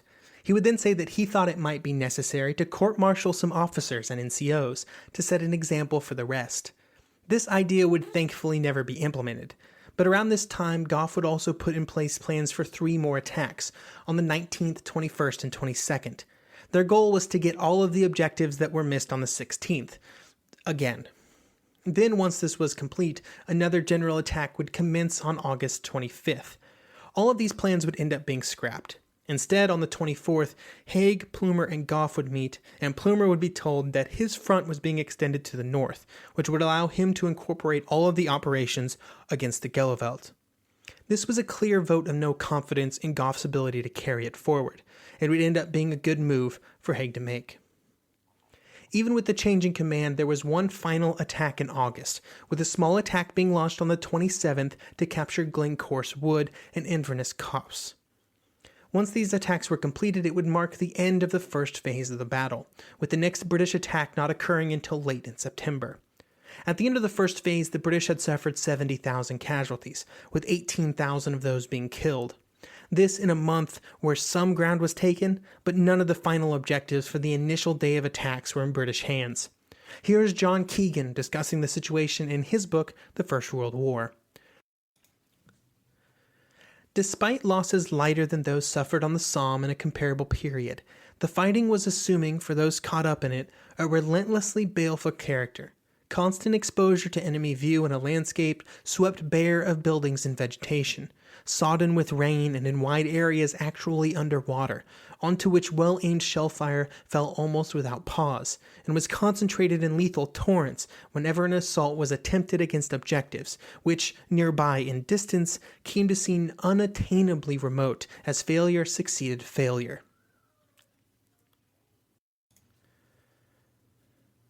While the British would soon be re-evaluating their offensive, the Germans were also doing some introspection on their side of the line. Overall, the defense had done well so far, and after the first day it had a pretty good track record of holding the British attacks to very few gains. This did little to assuage the greatest concern for the Germans, the casualties that they were suffering while trying to hold the line. The manpower situation had been a German problem for all of 1917, as they shuttled troops all over Europe. Many of these would actually be temporarily alleviated in just a few months with the exit of Russia from the war, but in September 1917, all the Germans could do was do their best to keep the men in fighting shape. To do this, the Germans put in place processes that they had learned over the years of defending on the Western Front. Some of these processes were common sense, like rotating men out of the front line so that they could get rested. These rest periods were just as much for mental recuperation as they were for physical rest. These periods out of the line often greatly raised the morale in the units. After their period in hell, anything would be better. Here is a German infantry officer discussing what it was like to be behind the front. The performance of the artillery on both sides during this battle was just extraordinary. At night, we often stood outside our billets and marveled at the colored light show that was being played out forward at the front. At all times, we were ready to be called forward to take our place in the hell of the front lines. While moving the infantry out of the line was common practice at this point in the war, the Germans were also making it a point to pull the artillery out of the danger zone as well. With the emphasis being placed on counter-battery fire, the artillery was just as much in danger as the infantry, and it was important to give the men who manned the guns time away from the front as well. This also allowed the guns to be serviced and replaced, a critical component of maximizing firing potential, and maintaining high accuracy numbers, which was just as important. These processes would help the German defenders recover over the course of the break in British attacks. It might also have helped that they knew that the British were suffering as well. The Germans noticed a serious dip in British morale by the end of August, with Crown Prince Rupert recording on August 16th that British prisoners are saying, and this has never been heard before, that they wish that they had shot their own officers who were leading them into the slaughterhouse. They had enough of the butchery. On August 22nd, he would address the topic again, saying of the British prisoners who have been brought in during the last few days, the NCOs and men are complaining about the defective leadership of their officers. The officers about the failings of the staff officers. Nobody believes that there is any chance of defeating Germany without American assistance. While this gave the impression that British morale was on a downward trend, it would never hit the levels that the Germans hoped for, and certainly not to the levels that Crown Prince Rupert thought they might, and so the British attacks would continue near the end of August. With the change in command on August 24th, the focus of the British attacks would shift to the south. After surveying the situation, Plumer asked Haig for a pause to allow for proper preparations to take place before he launched the next set of attacks. This pause would continue for almost a month. During this time, Haig would be called to London, and on September 4th, he would be asked to justify the continuance of the offensive. At this point in 1917, the Bolsheviks were only weeks away from toppling the provisional government, and there was already serious concern in the British government about its ally in the East. With this being the case and the continued uncertainty on the French side of the line, Haig believed that it was more important than ever that the British continue to put pressure on the Germans. In his viewpoint, Haig was supported by Robertson, and as a result, the attacks would continue. The next set of attacks would be different than the previous efforts. Plumer had a different mindset when compared to Gough, and he also believed that he had found the key to defeating the German defenses. The Germans had created an entire defensive doctrine based around stopping the British attempts to deeply penetrate their defenses. This was done by placing multiple lines of defenses that could slow and then stop any attack, and then positioning powerful counterattack forces that could hit the British troops when they were at their weakest. Plumer believed that this not only made breakthrough impossible, but also advances of more than a few miles or outside the range of the British artillery. He believed that the weakness of the German defense lay in attacks that did not try to go too far. Plumer planned to launch an attack that involved multiple small jumps over the course of several efforts, with each jump being just 1,500 yards. This would get the British through the thinly held part of the German lines, but would not push the British attackers outside of the range of their artillery. This would then let the artillery protect the infantry from the inevitable counterattacks, while they organized and prepared to defend their new gains. This penetration would be done over a period of 9 hours, during which the artillery would continue to lay a constant barrage of fire. If all went according to plan, the Germans would not have a chance to launch their counterattacks at all, and if they did, they would just be chewed up by the British artillery fire. To amplify the chances of these little jumps being successful, Plumer also planned to do it on a very small front, with each division occupying just 1,000 yards of the front. Plumer also would be putting in new plans for the artillery. The first difference in the artillery was one of concentration. Plumer would have an artillery piece for every 5 yards of front, as compared to 7 yards of front in previous attacks, and this concentration would hit the Germans with 5 waves of artillery fire. The first wave would be shrapnel, the second high explosive, and then the third would be indirect machine gun fire, then 2 more waves of high explosives. This new, highly concentrated and well-organized artillery fire would begin falling on the Germans early in the morning on September 20th. Reserve Lieutenant Hess of Infantry Regiment 77 would be in the front lines when it did happen. All hell broke loose. Only by bawling at the tops of our voices at one another could we make ourselves understood. The enemy also fired gas and incendiary mortar bombs of the largest caliber. My batman had prepared a sandwich for me, despite an overwhelming bombardment, and in order to keep it as clean as possible from the constantly falling showers of filth, I had to keep it covered with my other hand. Punctually at 6 a.m., the artillery fire began to fall once more. It was an absolute torrent of fire, which was completely outside my accustomed experience. Graffiter Johann Müller of the Infantry Regiment 60 would also be caught in this cauldron of fire. When you see the position, you would think it almost impossible to be able to get through such a desolate crater field. The shelling never ceases. Yesterday, an enemy aircraft circled over us, directing fire on our blockhouse. The British fired over 300 shells at us, and we thought the whole thing would collapse on us at any moment. The companies, including the officers, spent the whole time in the open, in shell holes. Normal command was impossible. Everyone was to huddle down in a crater, stay hidden, and do what his neighbor does. The word position exists only on paper. Throughout the night, the shells continue to rain down, but the ground is boggy, so the risk from splinters is not very great. With this kind of artillery fire, it was almost impossible for forward positions to communicate with the units behind, and this made it hard for the German officers to determine what was happening, which would greatly slow their response to the attack when it came. This sluggish response would play right into Plumer's hands. This attack, which would sometimes be called the Battle of Menin Road, and its sole purpose was to capture many of the German strong points that had been holding up the British since the early attacks of August. There would be 65,000 troops going forward on a small area of front, and when the British attacked, they did so behind an almost impenetrable creeping barrage. The Germans, those that were left in the forward lines, had no chance of stopping the attack. When the British and Australian attackers reached their objectives, which were just a bit over 1,000 yards from where they started, they just stopped. The artillery fire continued in front of them while they began to frantically prepare and construct defenses. The Germans, barely realizing what was happening, and only after waiting for the British to continue forward, would launch their counterattacks, but too late. There would be several such attacks, but only one of them would have any kind of success. The rest would be repulsed with heavy losses.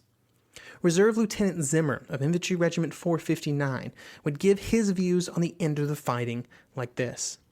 The day drew to a close. As the sun sank as a blood-red fireball in the west, it created a scene of weird beauty, and the entire horizon appeared to glow.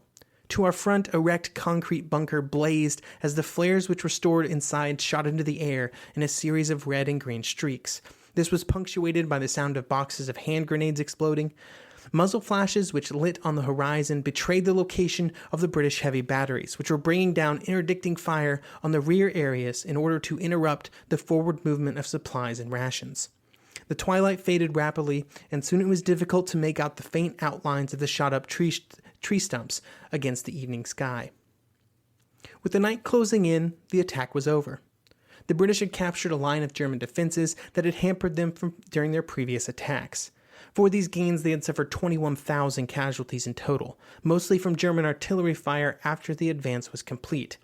Even though they had advanced a maximum of 1,250 yards, they had at least accomplished something, and they had now completely changed the course of the offensive. The British had finally done something unexpected, and they were just getting started. The next attack in Plumer's step-by-step approach would come on September 26th, and it is known to history as the Battle of Polygon Wood. The goal of this attack was to capture the wood and the village of Zonnebeek. This meant that the attack would be similar to the previous effort, still focused on continuing the advance on either side of the Menin Road, with the front even narrower this time, and the objectives were also even closer. Haig and Plumer wanted the attack to go forward as soon as possible, but there were limits to how fast preparations could be made. Much of this was driven by the same limitations that had been experienced since the start of the war, the time it took to move the artillery forward. This issue was even more problematic at the moment due to the state of the ground, which was still incredibly wet and muddy, which slowed everything down. After the Battle of Menin Road and before Polygon Wood, the Germans were beginning to question their new defensive tactics. Some commanders were concerned that the British would try to replicate their previous success, and so they began to change their tactics. This change involved moving more troops into the front lines to try and hold on against the attack, instead of letting the British take their little piece of ground. When the battle began, these changes would do nothing to reduce the effectiveness of the British strategy. Polygon Wood would be captured by the Australians, and while it was a bit more difficult than previous attacks, this objective was still accomplished in good time. Then the infantry began digging in, while the artillery protected them, and then the Germans launched some counterattacks that were not very successful. At the end of the day, the British had sacrificed 15,000 casualties to gain just 3.5 square miles of territory, and once again the effort was considered a success. A costly success, but a success. The next attack would begin on October 4th, and it would be a disaster for the Germans. After the success at Polygon Wood, the attack was brought forward 2 days from its originally scheduled October 6th date to the 4th, a welcome change from the previous trend of delays. Haig was beginning to sense that the Germans were having problems, which they were, and possibly even collapsing, which they were not. But it was obvious to everyone that the British were at least onto something. At 6 a.m., the Australians once again attacked after a massive artillery barrage. Unterofficer Paul Stoltz of Infantry Regiment 92 would be on the front line on the morning of October 4th.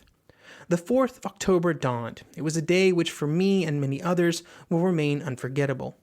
Already at 5:30 a.m., the British brought down German fire of an intensity that would hardly believe possible. 320mm howitzer rounds were sent crashing down on our positions in an uninterrupted series. The aim was to snuff out all life. Only a few Unterofficers and their men were still holding out. On the left, south of the road, many had pulled back to where, as I later discovered, the infantry fire was less intense, but we were bound to stay where we were in order to protect the battalion staff. Shell after shell smashed into our ranks. Several of our mates were buried by a direct hit, others followed. Many were buried alive. In their attacks, the Australians would capture almost all of the Gelliveld Plateau, the thorn in the side of the British attacks from the very beginning. On October 4th, the German Fourth Army would report that once again the British attacked along the line from Langemarck to the south of the Menin Road. The main foci of this major day of battle was Poelcapelle, the Passchendaele area, Zonnebeek, and the village of Gelliveld. The British only gained a narrow strip of territory from Poelcapelle to Zonnebeek. This was totally disproportionate to their very heavy casualties. The British did suffer many casualties, with another 20,000 being sacrificed for these gains. But this time the attack was also very costly for the Germans, more so than the previous efforts. This was due to a critical change that had been made in the German defenses before the attack. After seeing 2 British attacks follow the same template, the German commanders were now convinced that the British would continue this trend, and they were not quite sure how to respond. Ludendorff would write that our defensive tactics had to be modified in some way. We all felt the same, but it was incredibly difficult to find the correct solution. We could only feel our way forward carefully towards one. The proposals which were made to me by the men on the spot inclined me towards a return to our earlier tactics. This meant an admittedly only very slight strengthening of our forward positions and dispensing with the counterattacks by our Eingriff divisions. These counterattacks would eventually be launched, but not as soon as they had been before. Instead, they would be held until the line had settled and the Germans could properly prepare. This move basically meant throwing away all of the new defensive plans and going back to much older methods. This quick reversion to previous tactics betrays a bit of panic from the German side and the inability to quickly adapt. They had based their entire planning around the Entente troops overextending. If they did not do that, then everything had to change. What this meant was that when the heavy artillery fire began on October 4th, the German defenses, instead of being lightly held, were a target-rich environment, and they paid dearly for it. Ludendorff would comment after the battle in what I think is a pretty typical Ludendorff fashion. When things aren't going according to plan, he would try to shift the blame from the defensive changes onto the officers. An infantry battle began on 4th October. We survived it, but only at enormous cost. It showed that the strengthening of the front line, which had been introduced after my last visit in September, was not a cure-all. I then followed my own judgment without asking any further questions and recommended to Fourth Army that it introduce the use of a narrow strip of territory between the enemy front line and the line where our troops were to conduct a mobile defense. If the enemy wished to launch an attack, they would have to cross it. This would gain our artillery time to engage them before they crossed into our main defensive line. The principle was simple and clear. Fourth Army was reluctant to follow my proposals about the use of an area of advanced post, only gradually were they convinced about it. So in that, Ludendorff sort of brushes off the previous failure and suggests something new for the Germans to try, which actually wouldn't even end up appearing on the front because it was decided that it wouldn't really work. It had been raining since basically the beginning of October. But Haig wanted another attack to go forward soon, and so he pushed up the planned October 19th attack to October 9th. Plumer was becoming concerned about the weather, and he even suggested closing down the attacks instead of continuing forward, but Haig wanted more attacks, and Plumer did not refuse. Even though Haig wanted further efforts, he did not allow changes to be made based on Plumer's concerns. These changes would have mostly been around pulling back on the objectives for the attack to make them more easily obtainable, since there wasn't as much time to prepare. One new item that the British were having problems with was the positioning of their attacks as they advanced. With the British now making consistent progress, they found themselves advancing deeper into the Ypres salient, making it more and more difficult to get their artillery into positions due to a simple lack of geographical space. This was just exacerbated by the state of the ground. With all the mud, it was difficult to find a spot to put a gun on that would keep it steady and on target. The continued push forward into the salient also made them more vulnerable to German counter-battery fire, which could be delivered from more and more angles. The reduction in effectiveness of the British artillery was met with an increase in artillery strength on the German side. All of these problems, coupled with the fact that the weather continued to be very poor, meant that some units earmarked for the coming attack, called the Battle of Pau-Capelle, did not even get to the front line in time to participate, and it would end up in disappointing results. What little ground was initially gained was wiped away by the German counterattacks that were once again successful due to the difficulties experienced by the British artillery. By the end of this last action, both sides were exhausted, and the second phase of the Third Battle of Ypres was over. The British units had spent the last month slowly bleeding to death in small bite-and-hold attacks, but they were gaining some ground, but not enough. New units had to be brought in, and the artillery needed time to reorganize, regroup, and reassert their place on the battlefield. On the German side, the situation was just as bad. The losses were unsustainable. Crown Prince Rupert would write on October 10th that there was very high wastage within the divisions of the Fourth Army yesterday, and we fired off the equivalent of 27 trainloads of ammunition. This time, it is still possible to bring forward sufficient troops to conduct the necessary reliefs in the line, but if, as is to be expected, the French attack the 7th and 3rd Armies simultaneously with the British continuation of attacks against the 4th Army, the Army High Command will not be in a position to dispatch sufficient fresh troops forward to help us. If this happens, we shall have to get by with what we have, and that would mean giving up our less important positions to the enemy and pulling back slowly and gradually from one position to another. With no other choice, Ludendorff ordered the German commanders to switch back to the elastic defense they were using at the beginning of the battle, a move almost strictly done to reduce casualties. This meant that the front lines would once again be thinned out. While both sides were already thinking about what would come next, one constant remained. The rain that had begun to fall at the beginning of October continued. The mud deepened, the water rose. Life was miserable for everyone involved in the fighting, but the fighting and dying were not over yet. There was still one more objective, the most infamous of them all. It was a pile of rubble that used to be a village, and they called it Passchendaele.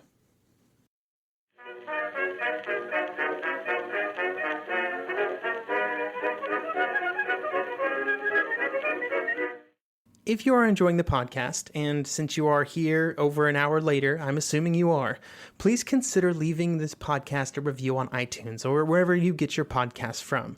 Reviews are the best possible way to help the podcast grow in listenership. If you don't want to leave a review, then maybe send us out in a tweet or on a post on Facebook, or however you tell people about things that you like. Do that. I would greatly appreciate it.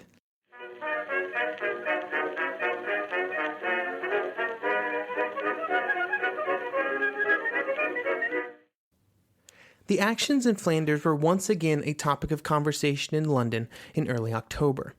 There were concerns that the gains simply did not justify the cost.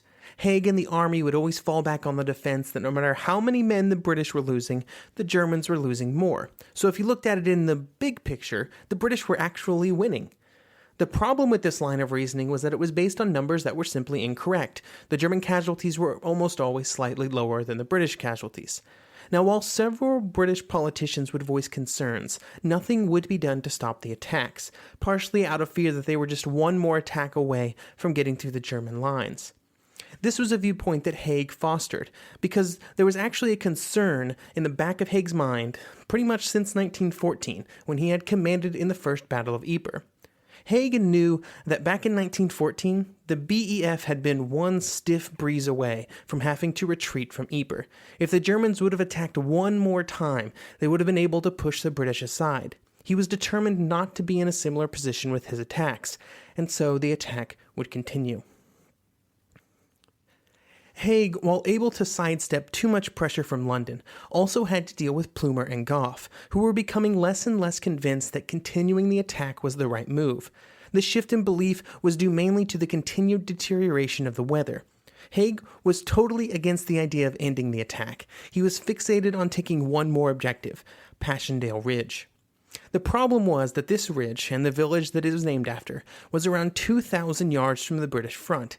This meant that it was further away than any of Plumer's attacks had gained, and more than had been captured in one go since July 31st. With Haig convinced that this was the right move, Plumer and Gough began to prepare for the effort. The only divisions that were left with enough strength to launch another large attack were the Commonwealth divisions. This would be the two Anzac Corps, made up of Australian and New Zealander troops, who would be used to execute the first phase of the coming attack, and the Canadian Corps, which would be brought in to relieve them. The artillery fire would begin on October 9th, and it was in conditions that were simply impossible. The rain never seemed to stop. Water covered everything, and underwater was a seemingly bottomless morass of mud, clay, and death. One German soldier, Vis Fieldwebel Zaki of Grenadier Regiment 9, would be unable to describe how bad the situation was. He would say, "If you wish to find one single sentence to encapsulate what it meant to endure the worst drum fire imaginable, to hang on in plowed-up terrain which made a mockery of every attempt at orientation.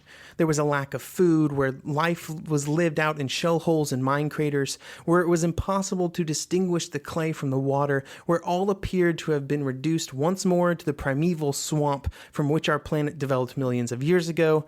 This was the best attempt that any soldier could make. Yes, we were in the Carpathians and took part in the breakthrough in Galicia. We were there on the Somme, and we have got to know the worst of the eastern and western fronts. But here," and then words would fail everyone. The first attack against the ridge is sometimes delineated from the others as the First Battle of Passchendaele, and in this attack the Australians would take a crack at moving forward. This would take place in the early morning of October 12th. While in most of the previous attacks, Plumer had been able to guarantee at least some amount of forward progress, there was one big difference between this attack and most of the previous efforts, and that was around the available artillery. In previous attacks, the amount of artillery had been able to suffocate the German defenses. However, during this attack, it was barely enough to do anything. This all went back to the same problems that the British had had for months. It was hard to move artillery around, it was hard to find stable grounds to anchor them down on, it was all just so hard. This lack of artillery support meant that even though the Anzacs were able to fight their way forward and make some initial progress, they were soon overwhelmed by the response from the German artillery and machine guns, which were perfectly positioned to hit the attackers in the flanks as they tried to consolidate their.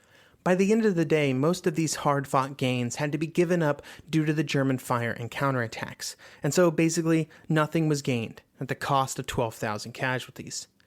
With the Anzac Corps due to be taken out of the line, and they had been there since far before October 12th, it was decided that it was time to bring in the Canadians. General Currie, the commander of the Canadians, was not exactly thrilled with what he was being asked to do. When he evaluated the situation, he believed that trying to take Passchendaele would cost him at least 16,000 casualties. While he was concerned that the gains would not be worth the casualties, he would not refuse to give it a go. but he did plan on making some changes to what was happening. First, Currie wanted a lengthy break to allow for the artillery and his soldiers to get properly set up. Then he scrapped the idea of trying to take the ridge in one large attack, and instead he planned on multiple small attacks that were set to only gain 500 yards each. This would allow his troops to slowly inch their way to the ridge and the village. Things were not going very well on the German side either. One continual problem was getting supplies to the front lines. The Germans had the same problems with the weather as the British did, and as the British artillery advantage would once again build, it would fall on the German lines almost continuously, which caused a lot of problems trying to get supplies and men forward. Here is Feldwebel Kubiel of Grenadier Regiment 9 discussing some of the lengths that the German soldiers went through to try and get supplies to the front. For days, no rations had been got forward to the company, so it was essential that somehow food was got to them, if the grenadiers were to be able to hold their positions. Men were assembled from the transport lines and quartermasters' departments, but there were very few of them. Most were only fit for garrison duty. Grenadier Kelm volunteered for this duty, even though he fell into this category. He had been severely wounded in the foot and had to wear an orthopedic boot. Despite our reservations, because he could barely walk, he insisted on being allowed to proceed. He was determined to take food forward to our comrades. However, on his way back, he met a hero's death. The conditions on the ground also began to seriously hinder efforts to evacuate the wounded. Jack Sheldon from the German army at Passchendaele would say enormous number of casualties accumulated in holding locations all over the battlefield. They lay packed into concrete pillboxes where they could be squeezed in folds in the ground and shell holes, and in some cases, wherever the stretcher bearers were hard at work moving them to the rear, they were assembled at collecting points waiting for transport. Inevitably, such were the delays that many who might have been saved succumbed to their wounds, and in any case, all the time that they remained in the forward battle area, they were still vulnerable to being wounded or killed by random shell fire. Sheldon would be talking about the German side here, but the same was very much true for the British as well. While the Germans were having some difficulties, if you think about it, the British attacks had begun in July with the aim of capturing miles and miles of territory, of maybe occupying enough German troops to allow for a seaborne landing that would hopefully take over a decent amount of occupied Belgium, that would reduce the effectiveness of the German U-boats, and might even turn the entire right flank of the German front. And now the British were reduced to, hopefully, maybe, advancing 500 yards, just a few miles from where they had started back in July. A few miles, and now 500 yards. The Canadians would make their first attempt at this during the Second Battle of Passchendaele. This attack would be launched on October 26th by the 3rd and 4th Canadian Divisions. On that day, they would gain just 500 yards, all according to plan, at the cost of 3,400 casualties. Another problem that the British and Canadians had by this point was that due to the shell holes and other obstacles, the available attacking lanes were actually quite narrow, and this meant that just a few German machine guns could have a crippling effect on an attack, especially if the infantry fell behind the artillery barrage even just a little. If this happened, the infantry would be low on options due to the restricted mobility that they were experiencing, which limited the amount of flanking maneuvers that could be done to try and get around these machine guns. After 4 days of preparing, the next attack was launched on October 30th, where once again they would gain another 500 yards. These efforts were costing thousands of casualties, but they were at least meeting their limited objectives. After this second attack, the 3rd and 4th Canadian Divisions were rotated out of the line, and the 1st and 2nd Canadian Divisions came in. This replacement would take 5 days, and so the next attack would be launched on November 4th. When this attack went forward, it would have the advantage of decent weather, and allowed the Canadians to gain a foothold in the village of Passchendaele itself. During this attack, the Canadians had been able to get enough artillery and then stay close enough behind it that the defenders in the pile of rubble formerly known as Passchendaele were simply overwhelmed. On November 6th, Crown Prince Ruprecht would write, "This morning the enemy launched an attack with strong forces against Passchendaele. In Passchendaele, the enemy succeeded in breaking in. Whether it will still be possible to win back Passchendaele and to hold it, along with the 10-kilometer ridge which runs behind it, without too high an expenditure of troops, remains questionable." On November 10th, the Canadians would attack again, and they would finally be able to capture the rest of the ridge. After almost 3 weeks of trying and more than 15,000 casualties, the Canadians had managed to advance a few thousand yards and make it to their final objective. And with this success, after 3.5 months, the Battle of Third Ypres was over. When all was said and done, the total casualties for the British after all of their long efforts was right around 250,000. 275,000 if you include Messines in that number as well. Even on the scale of the First World War, this was an astronomical figure. It reduced the British Army by the equivalent of over 10 divisions, and they only had 60 total.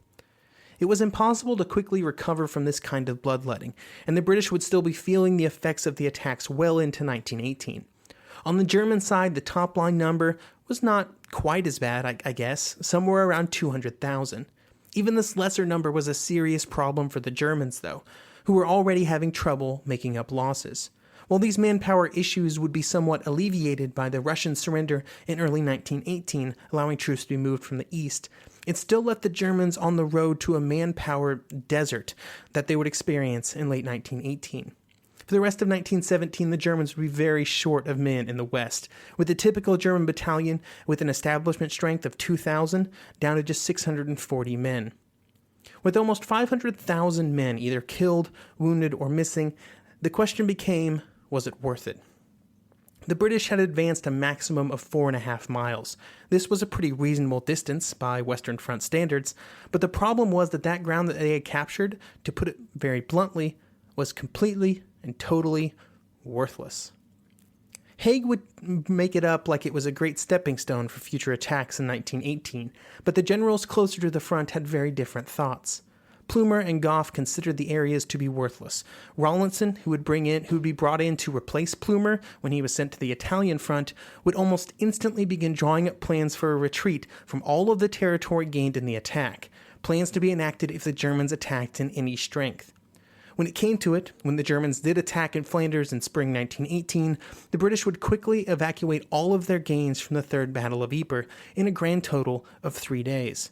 Territory it had taken almost 4 months of fighting to wrestle from the hands of the Germans. Territory that had cost 250,000 casualties to take, given up in 3 days, without even really a fight. The Third Battle of Ypres was over. But before we end our discussions of the British and German actions of late 1917, we have to talk about Cambrai. The Battle of Cambrai would occur quite late in the year, on November 20th, and the roots of the attack were actually at Passchendaele, where Haig, without much to show for all of his efforts in Flanders, was hoping that the attack at Cambrai would let the British end the year on a high note. In his search for a plan to execute with a good chance of success, he was given one developed by Brigadier General H. Ells and General Byng of the Third Army. Ells's plan involved using tanks in a surprise attack across ground specifically selected for the effort, ground that would allow the tanks the best possible chance of success. This attack would not be prefaced by a lengthy artillery program. Instead, there would just be a surprise bombardment designed to leave the ground as intact as possible, again to facilitate the use of tanks. The goal was to hopefully break into the German defensive lines to a depth of 4 miles in a single day, more than the British had gained at Ypres in 4 months. All of this was built around the tanks, and the tanks are what makes the Battle of Cambrai special. It is sort of the first time that it feels like the British really understand this new weapon, understand how to use them and how to make them successful. There were initially 300 tanks provided for the attack, but only 215 would be ready for the assault, and then 71 would break down during the effort. While the British were figuring out how to use the tanks, they were still working on how to keep them running, which would be a much longer problem to solve. These tanks would also be used to lead the opening waves of infantry across no man's land, unlike in some previous attacks where they had followed behind. When the attack began, it had the advantage of catching the Germans almost completely by surprise. This surprise, coupled with the masses of tanks, caused many German units to retreat quite quickly. Within 4 hours, the British had advanced to their objectives with very few casualties, with some divisions registering under 1,000. As the tanks moved forward, they would lose their shock value, and the German defenders would begin to regain their composure. This allowed them to properly direct artillery fire to begin disabling the tanks, which were quite vulnerable given their slow speed. Even though the attack began to slow down, it had still achieved impressive gains at pretty light costs. Those listeners who are Patreon supporters know that I am somewhat passionate in my belief that the cavalry on both sides gets a very bad and undeserved rap. And so I feel duty-bound to mention that Cambrai, while a showcase of the future of war, would also feature some of the most successful British cavalry actions of the conflict. The cavalry would take part in the attack, and the British would match them up with the new Whippet medium tanks, a combination that would end up being a failure due to how poorly they worked together, but they tried. The cavalry themselves did do some good work. There were several actions where the cavalry was able to display how it could still be useful on an even moderately open battlefield. They were able to use their mobility to move machine guns around in ways that infantry simply could not, allowing them to get enfilade fire down on German positions and to outflank German infantry units. There was nothing in these actions that would turn the tide of the battle, but they were effective in their own small way. If you want to hear me defend the cavalry of the war for about 2 hours or so, it's up on Patreon. All you gotta do is become a supporter. While the British had made some gains on the 20th, and they thought they had done quite well, as usual their gains would soon be mostly wiped out. For 10 days after the attack, the Germans waited, building up divisions while they prepared their counterattack, and then they would send 20 divisions forward. By the end of that attack, the British were mostly back to where they began on the 20th. About the only real gain that remained was the area that would come to be called the Flanders salient, which continued to jut out into the German lines. Now, remember that name, the Flanders salient, and how it was created. It will be extremely important in March 1918. While in the end the British gained very little territory, the British felt like they had initially accomplished something quite remarkable. It was considered a true victory. In England, church bells rang all over the country to signal victory. Even though this would soon be erased, the battle would outlive its physical consequences. After the war, it would be well studied for clues on the future of armored warfare, which turned out to be the future of war in general. With the end of the German counterattack at Cambrai, the year on the Western Front was over. The year had seen the British and French throw everything they had into their attacks. One of them on the Chemin des Dames was an absolute failure. The other at Passchendaele would be considered a failure, but you could find people who thought it did accomplish the goal of capturing and killing Germans, which was about as important as anything. Besides the lives lost and the territory that changed hands, by the end of the year there were two critical pieces to the situation on the Western Front caused by these actions that would shape the last year of the war. On the side of the Entente, their armies were exhausted. They had put everything into their 1916 and then 1917 attacks, and they would simply not be capable of similar efforts in 1918. All winter would be spent rebuilding and retraining just to be able to man the lines until the Americans began arriving in force in the middle of 1918. On the German side, the bloody defenses of 1916 and then 1917 would convince many in the German High Command, including Hindenburg and Ludendorff, that such an arrangement could not continue. They had to do something, anything, to keep from just fighting the long defeat of bleeding to death against wave after wave of Allied attacks. This would be the root of the 1918 spring offensives. These offensive aspirations were buoyed by the fact that soon the Bolsheviks would lead Russia out of the war, and hundreds of thousands of German troops would soon be on their way west. This would set up for the climax of the war in 1918.